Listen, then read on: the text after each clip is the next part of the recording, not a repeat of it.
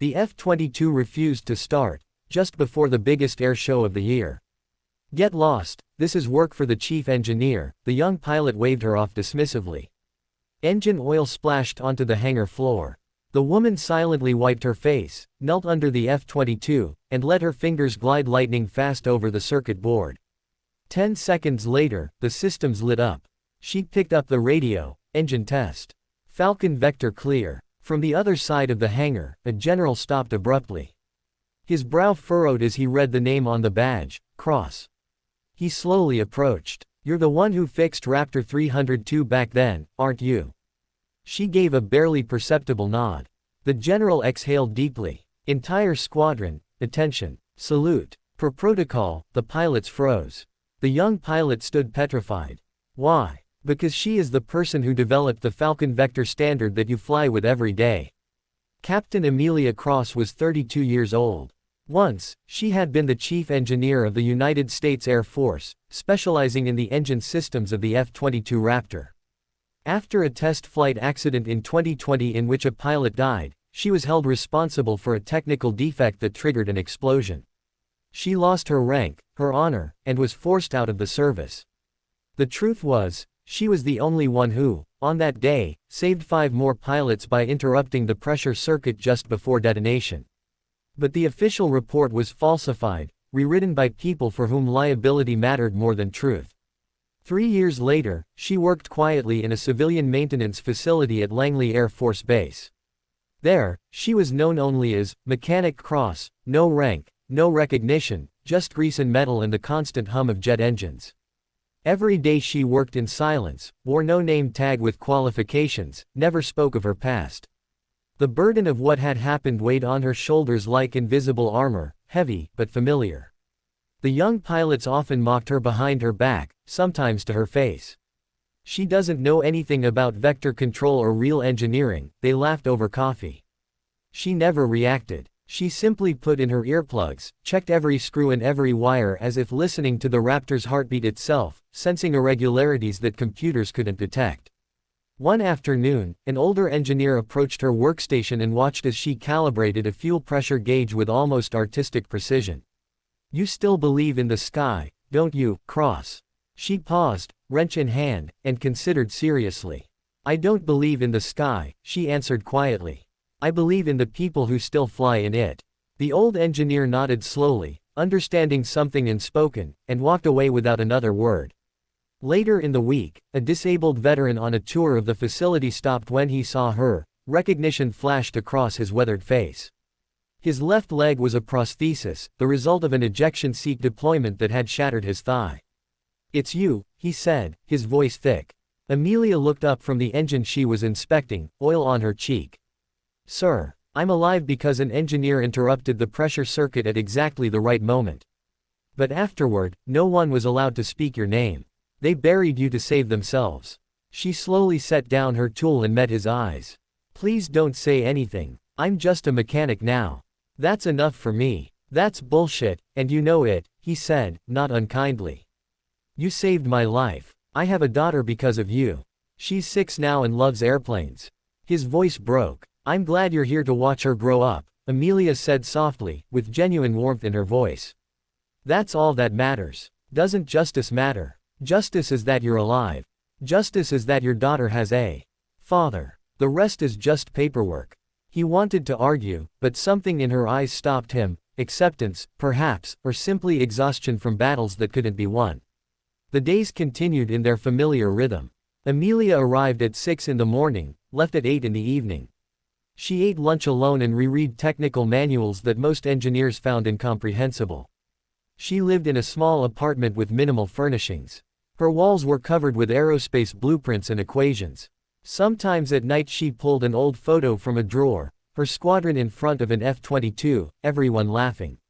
She stood in the center, in her captain's uniform, confident and proud, a different person from a different life. She looked at it for exactly 30 seconds, then put it back and closed the drawer. Not forgotten, but not dwelled upon, just acknowledging what had been. One evening, as she finished a routine maintenance job, the facility manager approached with unusual urgency. "Cross, we need you. Big air show tomorrow, high-ranking guests. One of our F-22s has a critical defect. The chief engineer is stumped. What's the problem? Complete failure of the central control board. We've tried everything. She picked up her toolbox, the worn leather case that had accompanied her for 12 years. Show me. As they walked to the hangar with the faulty aircraft, she had no idea that the next day would change everything, that the past she had buried would rise like a phoenix and force everyone to see what they had tried to erase. Sometimes the truth doesn't stay buried. Sometimes it demands to fly. The morning of the air show arrived with clear skies and mounting pressure. Thousands of spectators were already gathering, VIP tents were being set up, media crews were positioning cameras. This wasn't just another show, it was a demonstration of American air superiority, with generals, senators, and international defense observers in attendance. F-22 number 307 refused to start. The lead pilot, Captain Derek Vance, was shouting into his radio, his composure completely gone. If we don't take off on schedule, the entire squadron will be grounded. Do you understand what that means? The base chief engineer stood beside the aircraft, beads of sweat on his forehead despite the morning chill. The central electronics board is burned out. We'd have to replace the entire system, at least 8 hours of work. We have 45 minutes. Then we're done. Amelia approached with her small toolbox, her work clothes marked by years of oil and wear. She had studied schematics all night, running simulations in her head, prepared for this moment without knowing it. "Let me try," she said quietly. Captain Vance turned, seeing her for the first time, young, arrogant, the kind of pilot who believed flying made him superior to all ground crew. "Try. You're just civilian maintenance personnel. This requires real engineering. I am a real engineer. An engineer who changes oil filters," he laughed, turning back to the chief. "Get someone proper." "There's no one else," the chief said desperately. "All the qualified people are in the other hangars preparing the rest of the squadron." Amelia didn't wait for permission. She ducked under the aircraft, opened the access panel to the electronics bay, and pulled out the damaged board. The traces were indeed burned through, melted by a power surge. Standard procedure would have been a full replacement. But she never followed standard procedure. She pulled out a soldering iron and wire strippers and began working with speed and precision that made the chief engineer pause and watch. She bypassed the damaged circuits, rerouted power through secondary paths that technically shouldn't work, but she had calibrated them to do so. She soldered connections by hand with a steady grip. Sparks flew, small flames flickered and died, the smell of molten metal filled the air. "What the hell is she doing?" Vance asked. "She's going to destroy the whole system." "Shut up and let her work," the chief said, fascinated by her technique. 8 minutes later, Amelia emerged from under the aircraft, oil and soot on her face, burns on her hands from the hot metal. She walked to the pilot's radio panel and pressed the button, "Engine test, Falcon vector clear." In the control tower, everything went dead silent. Because "Falcon vector clear" wasn't just a phrase, it was a specific diagnostic code, a verification protocol that activated a proprietary system algorithm. A system that only one person had ever developed. Only one person knew the activation sequence. In the tower, General Marcus Holloway froze, his coffee cup halfway to his mouth. "Who just said, Falcon vector clear?" His adjutant checked the list, uncertain. "A civilian contractor named Cross, sir." The general's face went pale. He carefully set the cup down, as if not wanting to spill anything precious, and walked to the hangar without a word. His staff officers exchanged confused glances but followed. At the aircraft, the engines began the start-up sequence. The sound was perfect, thrust indicators stable, all systems green. The F-22 purred as if fresh from the factory. Captain Vance stood speechless, staring at diagnostic readings that should have been impossible. "How did you?" Amelia wiped her hands on a rag, not looking at him. She picked up her toolbox and started to leave, her job done, wanting nothing more than to disappear back into anonymity. "Stop." The command voice was unmistakable, military authority, decades of leadership experience, the voice that could halt battalions mid-march. General Holloway entered the hangar, uniform impeccable, face a mix of shock and what might have been shame. He walked straight to Amelia, taking in her grease-stained overalls, her soot-smudged face, her scarred hands. You're the one who fixed Raptor 302 back then, aren't you? He asked quietly, almost gently. Amelia met his eyes for the first time and nodded once, simple acknowledgement of a truth buried for 3 years. The general turned to the assembled personnel, his voice suddenly sharp and commanding. Entire squadron, attention. Salute per protocol. 23 pilots, engineers, and ground crew snapped to attention, their right hands rising in precise military salute. Captain Vance stood frozen, his salute late from confusion. Sir, I don't understand, why are we saluting a civilian mechanic? The general's voice was ice and fire at once. Because she is not a civilian mechanic. She is the person who developed the Falcon Vector system that saves your life every time you fly. She is Captain Amelia Cross, the engineer who saved 5 pilots when everyone else had given up. The engineer whom I helped bury because I was more afraid of bad press than committed to the truth. The hangar fell into shocked silence. Some of the older crew members recognized the name, memory and realization dawning on their faces. The younger pilots looked confused but held their salute. 3 years ago, I signed the order that stripped her of her rank and removed her from service, the general continued, his voice heavy with confession. I held her responsible for a defect that was not her fault. I let myself be convinced by good people that sacrificing one engineer was better than admitting a systemic failure. I was wrong, and I have regretted it every single day since. Amelia stood perfectly still, her face unreadable. This moment, this restitution, she had imagined 1,000 times, had stopped believing it would ever come. And now it was happening, and she didn't know how to feel about it. Captain Cross, the general said formally, on behalf of the United States Air Force, I apologize. And I ask for your help. Because if what I suspect is true, we are all still flying with a critical flaw that you warned us about 3 years ago. She looked at the F-22, then at the assembled pilots, then back at the general. When she spoke, her voice was calm, professional, the voice of the engineer she had remained beneath shame and silence. The patch I developed was never implemented. If you don't install it fleet-wide, your pilots will die, just as they nearly did 3 years ago. I didn't fix this for recognition, General. I fixed it because lives depend on these machines working perfectly. But if you're serious about making this right, yes, I'll help. The general nodded slowly. Then let's begin. Within hours, the news spread across the base like wildfire. The civilian mechanic is actually Captain Cross, the genius who was dishonorably discharged. Internal military press went into chaos. Reporters who had written damning articles 3 years earlier suddenly wanted interviews. Pilots who had mocked her in the maintenance hangar fell silent in shame. Military forums online exploded with debate and outrage. General Holloway called an emergency meeting in the large briefing room. Every engineer, every squadron leader, every officer from captain upward was mandatorily summoned. Amelia sat in the front row, still in her grease-stained overalls, a stark contrast to the starched uniforms around her. The general stood at the podium, his face grave.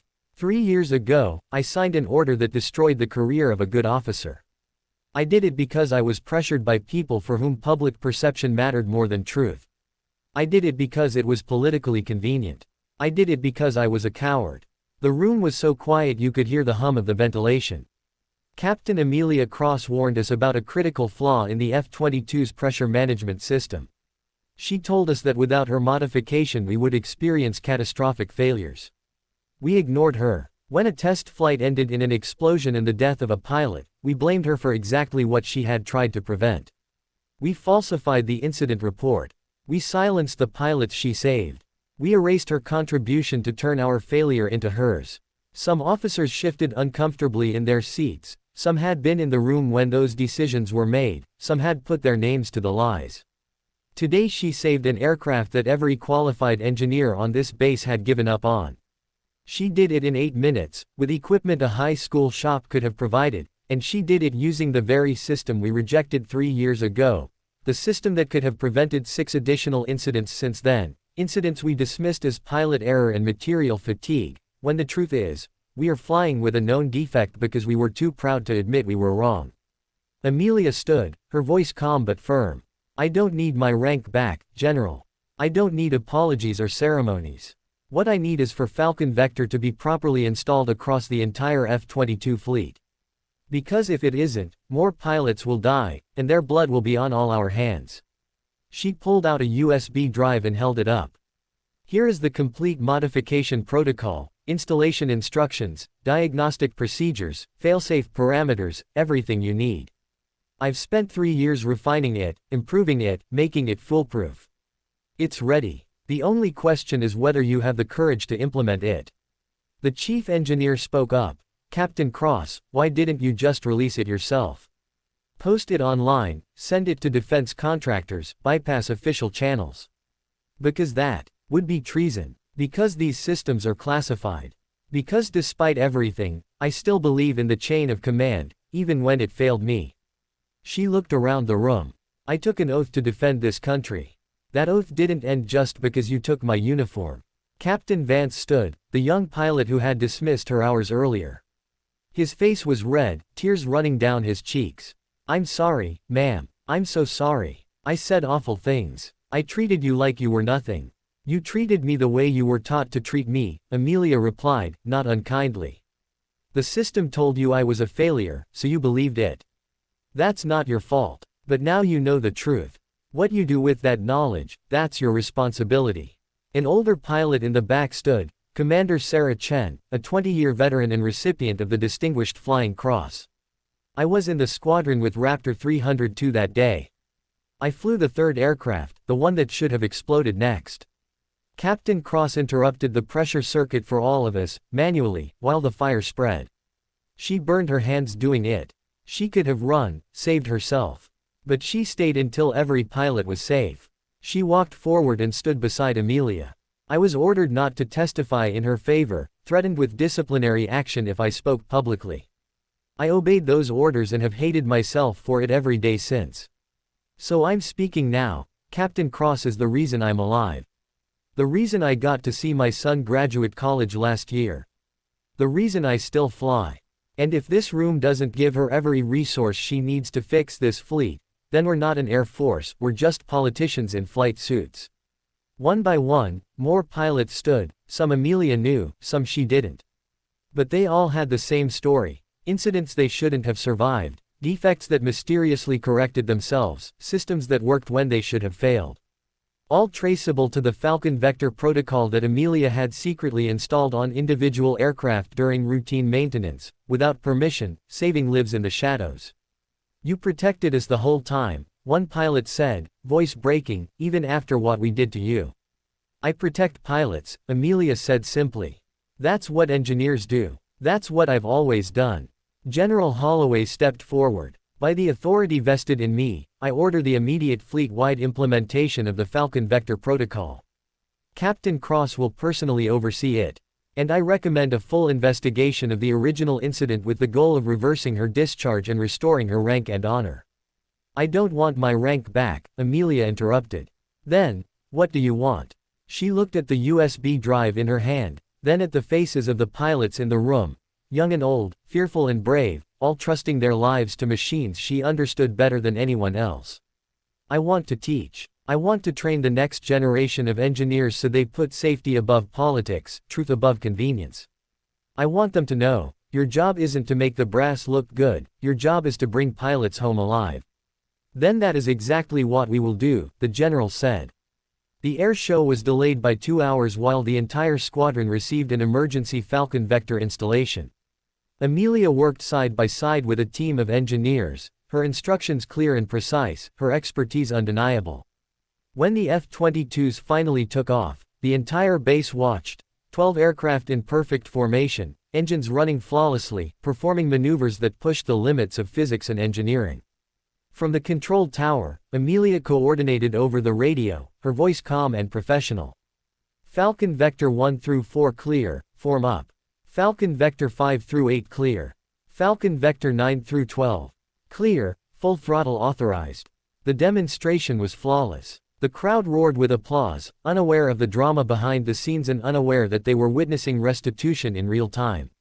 When the aircraft landed, all 12 pilots climbed out and marched straight to Amelia.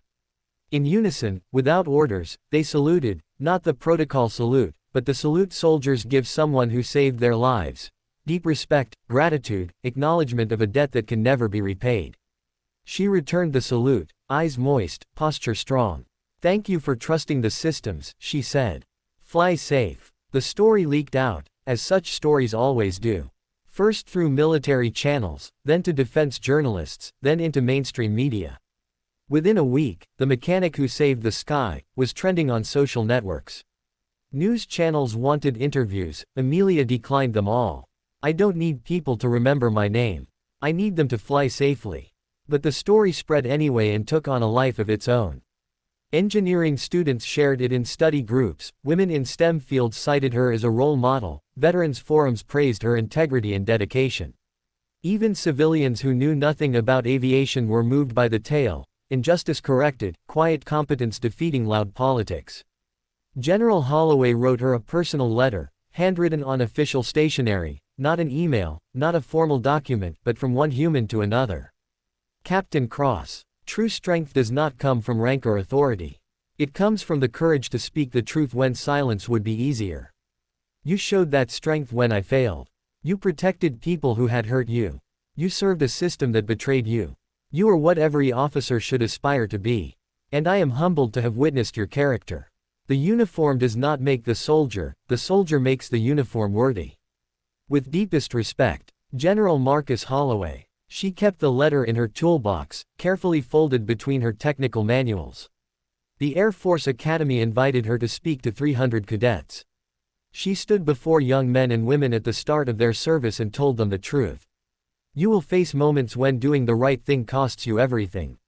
When speaking up means losing your career. When protecting others means sacrificing yourself.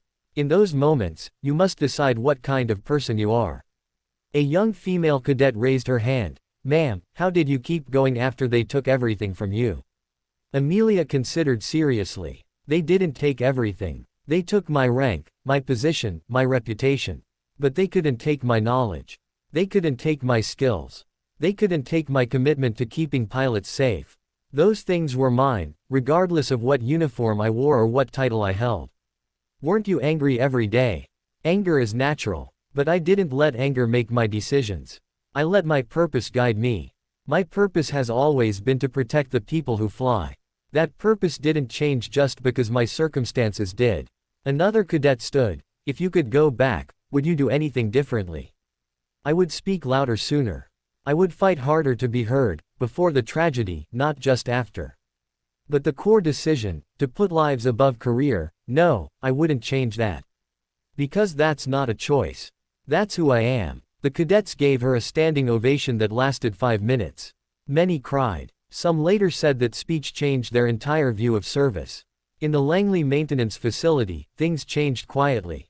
In the training room, someone hung a photo of Amelia working under an F-22, oil everywhere, focused.